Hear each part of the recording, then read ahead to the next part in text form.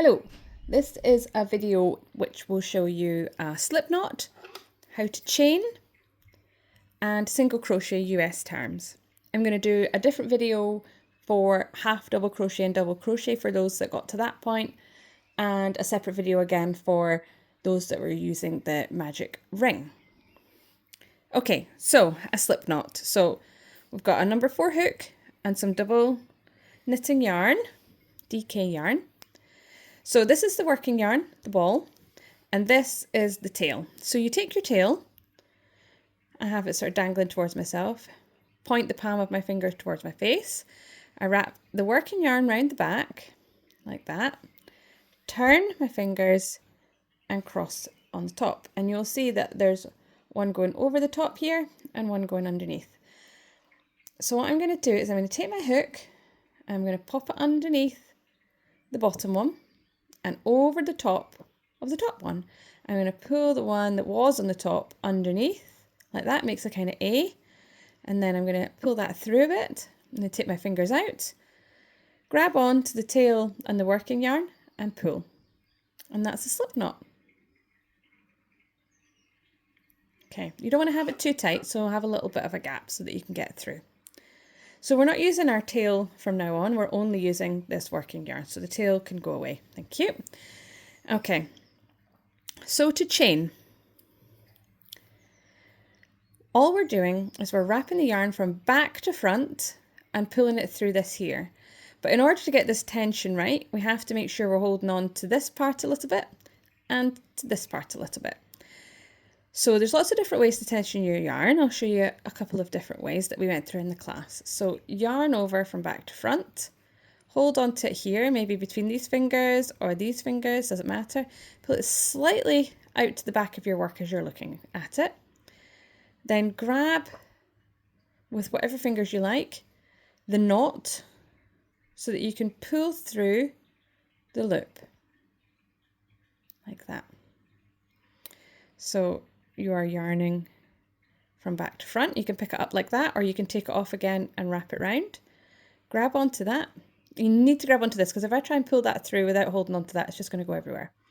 So you have to hold onto that. So yarn over and pull through. For those of you that were tensioning it in your hand, the yarn in your hand, the way I do it, but there are lots of different ways, the way that's comfortable for me is I have my hook in my right hand and I wrap the hook in the yarn round my pinky, over the back of my ring finger, underneath my middle finger, and over like that. So it's looking like this is it's the palm's facing me, so over the index finger. Turn my hand round, so it looks like that on top. I lift my index finger up and I grab the yarn with my middle finger and my thumb. I'll show you that one more time.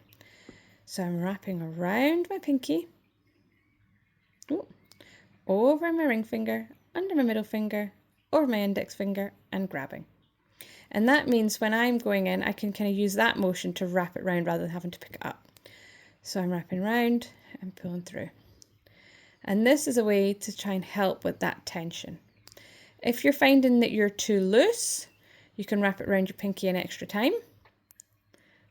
Oh, that's too tight for me, I'm too tight. Or if it's too tight, you can undo the pinky and just have it like that. So it can just come up through the fingers. Some people like to grab on here. I find that quite uncomfortable, grabbing like that, but I'm just maybe a bit tense. But that's another way to do it as well. So grabbing on with that yarn, with the pinky and the ring finger. So we're just doing a chain. Do as many as you want. That's how to do chain. Went a bit wonky in the middle as a change technique there. Okay, so if you were doing a pattern that had single crochets in it, you would need to do a turning chain of 1. So I'm going to do that now. So a turning chain of 1. So that is this stitch here. So this the stitch nearest the hook, not the stitch on the hook, but the stitch just next to the hook. So that's our turning chain, which means when we're going to do our single crochet, we're going into the next stitch here. And you can see each stitch is a little V shape. So we're missing this one and we're going into this one. And we take a hook and we go from front to back. Now I hold this in between my thumb and my middle finger so that I've got somewhere to press this through. So it's going through there, like that. Doesn't matter which bit it goes in. And then I'm going to do exactly the same action that we had for the chain. So yarn over and pull through. And we've got 2 loops on, so that's connected this new row to the chain underneath. And then I'm going to yarn over and pull through both of those loops. So that's our original loop and our new loop that we've made. So again, how we know we're going into the next stitch, I can see here that we've been into this stitch. So these loops here are our stitch that we've made, and it's gone into that one there. If I pull it up, this stitch makes a wee hole. So I know I've been into that one. So I'm picking the next one along. So in, like this, yarn over, pull up a loop, yarn over and pull through 2. Insert from front to back, yarn over, pull up a loop, yarn over and pull through 2. And you do that all the way along until you get to the end of the row. So again, I know I've been into this one. That's quite a big stitch. It's quite obvious. So I'm going to go into this next one here, yarn over, pull up a loop, yarn over, and pull through 2. Just need to unwind a little bit more wool here. So we go all the way to the end doing this stitch. And remember, this is called a single crochet using US terms, or if you're used to using UK terms, it would be a double crochet. It's very confusing that they use the same terms for different things. So we're going all the way to the end. You see mine's curling up a bit. It's because my initial chain was a bit tight, as we spoke about in the class, but I'm just going to give it a pull and it's going to straighten up a little bit. So inserting front to back, pull up a loop, yarn over, pull through 2, insert, yarn over, pull up through 1, yarn over, pull through 2. And you might be thinking, oh, right, hang on, how many stitches have I got left? So, I don't know how easy this yellow is to see. Just try and focus it in a bit. There we go. So we've been in there, and we've got 1 stitch left.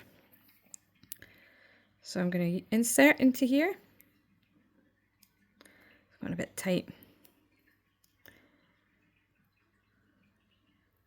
So the reason you can tell that it's a V shape, you see how much trouble I'm having. That was my first stitch, was super, super tight. There we go. Look, it's coming. We're going to get there. And sometimes you have to do this. Sometimes you just have to shove if you've made a really tight stitch. It's fine. It's normal. There we go. Look, loads of room now. So you can tell because the little nubbin at the end, it's a little horizontal stitch. So that is not a stitch. But sometimes you can lose a stitch if you don't go into that last one. So there we go. The tension on that last one was absolutely appalling because I decided to do a slip stitch. There we are. I'm going to insert into there, yarn over, pull up a loop, yarn over, pull through 2. And that is single crochet, and you'll see along the top, got these nice V shapes. And if you were doing a second row, all you would do is a turning chain, so that would be 1 chain, and then turn your work like a little flip in the book. Don't go into your turning chain, that's your first one. Your first proper stitch is this next one here, and you're going underneath both legs of that stitch. And then you're yarning over and pulling through that, and then yarn over, pulling through 2. Again, looking for the 2 legs. So I don't know how clear that is, but under both of those legs, so each of these 2 parts of the V, yarn over, pull up a loop.